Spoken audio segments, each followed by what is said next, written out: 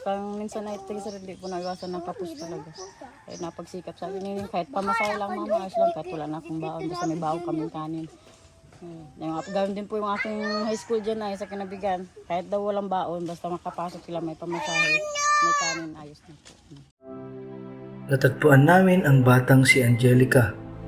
Noong una, akala namin ay 12 years old lamang dahil sa kanyang itsura. Ilang taon ka nung nabuntis ka? 14 po.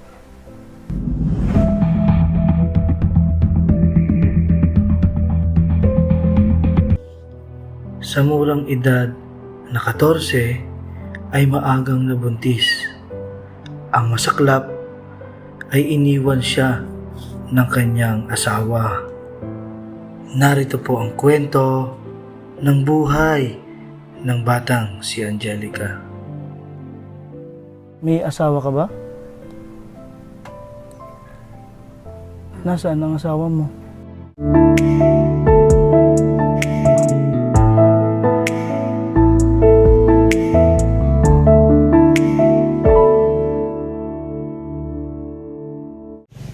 Good morning po mga kadong scares. Bale, may pupuntahan tayo ngayong araw. Inagahan na namin para hindi masyadong mainit. And salamat sa Diyos at gumanda na po yung panahon. So babaybayin natin itong palayan. Aakyat tayo medyo doon sa may taas doon. Dahil may dala po tayong from Canada.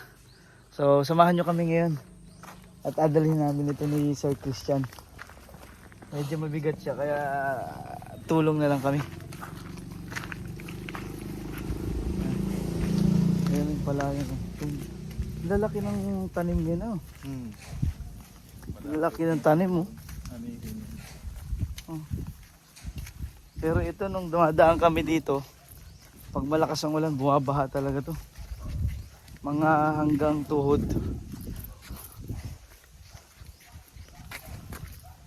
Tuwan-tuwa na ng mga bata nito. Ang dami naming dalang mga gamit para sa kanila.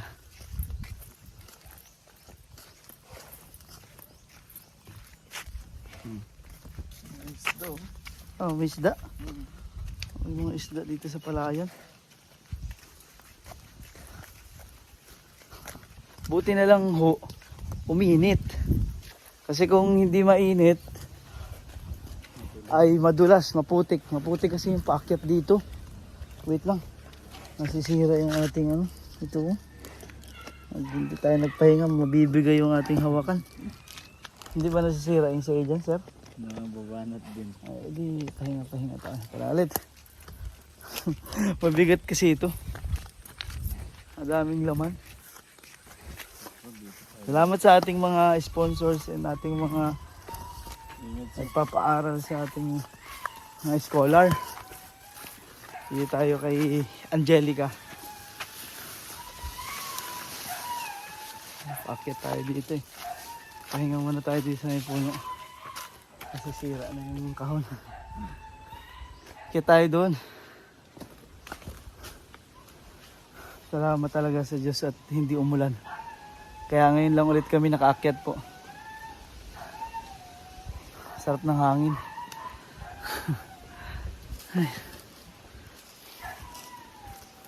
Tara na. Parang pasiraan na itong hawakan ko. Sobrang bigat siguro. Maputik pa rin oh. Kahapon umulan kasi. Dito na kami sa taas. Mga oops, basa dito sir. Ay. Patay daan. Ay ko. Basa sir ha.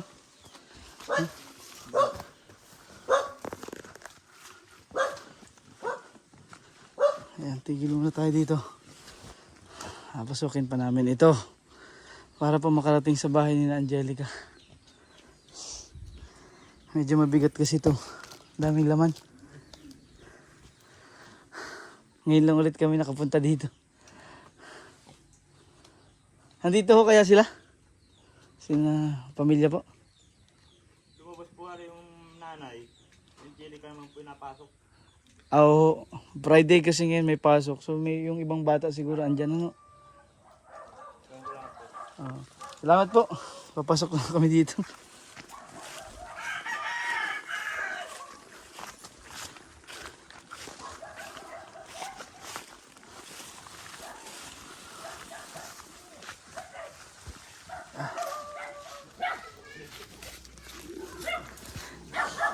Gandang umaga. Magbihis ka, magbihis. Nag-uling pala sila. Nag-uuling ho kayo? Nag-uling? Ayan na, nag-uling sila. Hanap. Magbihis mo na ikaw. Maraming damit dito. Bihis! Ala, yung mga bata. Bihis, bihis ikaw. Si Angelica. Si Angelica ho, may pasok. May pasok pala si Angelica. Ayan, ano yan? Gamit sa iyo. Gamit po. ang hawan dito ngayon sa inyo. Labutan pati.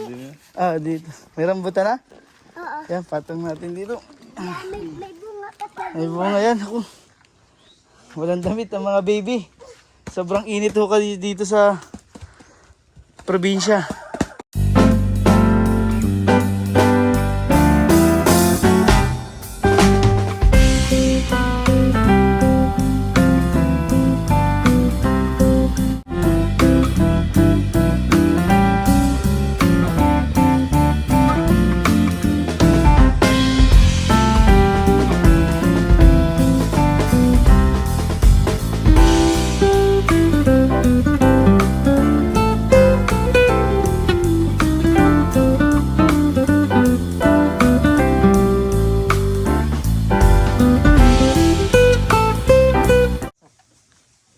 Area kasama namin. Ito, napasok na? Ilang grade? Daycare po. Ay, kinder. Si Dylan. Ang daming tanim. Ay, wow. Hitik sa bunga po yung mga rambutan dito. Oh. Ay. Yahoo! Ang dami po nilang tanim dito. Sina Angelica. Ato na nga. Nakadali agad si Sir Christian po. Tikman, masarap Sir Christian? Masarap, sir. Oh, gusto niyo pong umorder? Comment down below. Ano ba ito? RR. Wrong ring. Matamis daw. Matamis yung rambutan tanim mo? Yan ang grung. Yan ang wrong ring. Madami pala po dito mga rambutan. Puro rambutan na pala dito. Huwag malikot ha. Ang dami nilang tanim. Huwag malikot. Magagalit si tatay. Puro wrong ring pala po ang mga tanim dito, rambutan. Meron din pala kayong ano ba to, kalamansi? Ano? Ay, tingnan natin. Kalamansi ho ito? Ay. Hindi. Ay! May ahas. Ayun o. Kala ko yung manunok lang. Ay daw, pumalala. Ay, malala nga ito. Ay, hindi. Malala ba kayo ito? Ay, malala yan ano. Parang yung mata niya isingkit eh. Tumutik. Ay, bayabas pala to. Wala, lakad tayo ng lakad dito. Pakimbot-kimbot tayo. May ahas pala dun. Mabigay, ano to? Wala ko yung kalamansi. Bayabas pala. Kulay ano pa naman. May mga kalabasa din silang tanim. Sina Angelica. Mga tanim ni ate. Ang dami po nilang tanim dito ng prutas. May saging. Rambutan. Wow. Muntik na ako madali ng ahas. Punta-punta ako dun. Kala ko kalamansi. Bayabas. Tumukla pa na, buti nakailag agad ako. Nakatakot. Ayan o, binigyan kami ni tatay. Salamat po. Ay, ang daming guyam. Tikman natin. Tikman. Okay. Tikman natin siya. Thank you po sa rambutan. Wow. Aray ko, nangangagat yung mga... Nangangagat yung mga... Hitik po sa prutas dito kina... Ano na si Sian? Ano Angelica. Likat yan. Papers mo. Ang tamis. Kinagat ka ng langgam niya, no? Madami alamitas. Pakilabanin. Daming alamitas, daming karanggam. Ako, kinagat. Kinagat na nga isa. Ang galit, ang galit. O ano? Huwag. Ang daming. Thank you po. Ba, nakatikot pa kami ng rambutan. Galing pong puno. Fresh na fresh. Salamat po. Kali ba? Kain na. Sarap. Salamat po. Ayun mo, nasa taas si tatay. Ang daming mga prutas po dito sa kanila. Ayun, kumusta po ang inyong buhay-buhay dito sa taas? Ayos naman po sir ay kahit naulan at kahit naghihirap-hirap ay nakakaraos din po sa araw-araw ay. Konting hanap buhay. Dami yung tanim ngayon ano? Ayun, kalabasa. Dalhin niyo po yung sir. May mga kalabasa sila. May rambutan. Nagbunga na yung mga rambutan. Yung sitaw sir, di pa po na ano na bagong salta pala ang ay. Yung Ano patulan pong namin. hanap buhay niya dito? Ay, yung isa po yung namimili po kami ng ano, ng niyog at saka guyabano gabi. Tsaka nag-auling din po ay. O, nadaanan nga namin dito yung pinag-ulingan ano? Mhm. Nakailang sako po kayo? Palima-lima lang po naman sir. Hindi mo pwede pong biglain at bawal po sa biglat po. Mahirap din ay. Ang tamis ng rambutan na tanim. Baka may langgam yan, ako yung hagis din kay Bibi ba? Kagatin ni Re. Yung mga pag-aaral po ng mga bata. Kumusta? Ayos naman po.